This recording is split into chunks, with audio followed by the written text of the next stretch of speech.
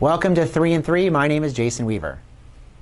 Today we're going to be talking about the U.S.-China trade dispute, tariff impact, business and consumer spending. So in 2018, President Trump started imposing tariffs on China, and the goal was to right some of the unfair trade practices between the two countries, such as the growing trade deficit, the theft of intellectual property, and the forced transfer of American technology to China. And since 2018, the countries have been going back and forth, tit for tat. And the stock market has been very volatile based on the news coming out of the US and also China. Going back to the original steel import tariff in 2018, that's when the volatility started, and China responds. And every time we get good news, you can see the stock market goes up, but when the bad news occurs, again, the stock market responds negatively. Today, as we stand, we have very good news that there's a potential for a phase one resolution to the conflict. And the stock market is hitting all-time highs based on that optimism. We'll see what happens. It's probably looking more like 2020 before we get any real resolution.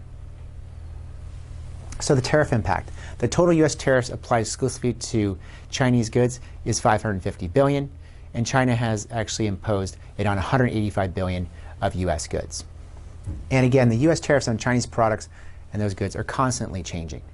According to Goldman Sachs, both countries have been negatively impacted by the actual tariffs and the conflict. Now, U.S. has benefited from some form of net export, but the two countries have been negatively impacted by real income, financial conditions, and trade policy uncertainty.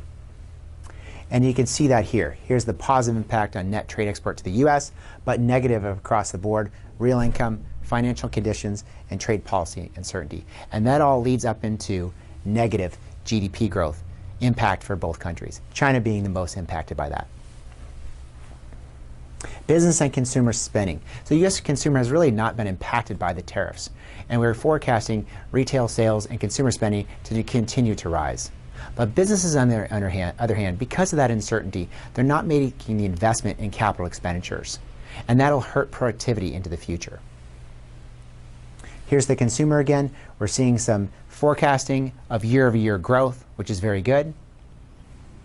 And businesses, on the other hand, are not making those capital expenditures. And that'll, again, affect your productivity into the future. And you can see the decline here and the forecasted decline going forward over the next couple years.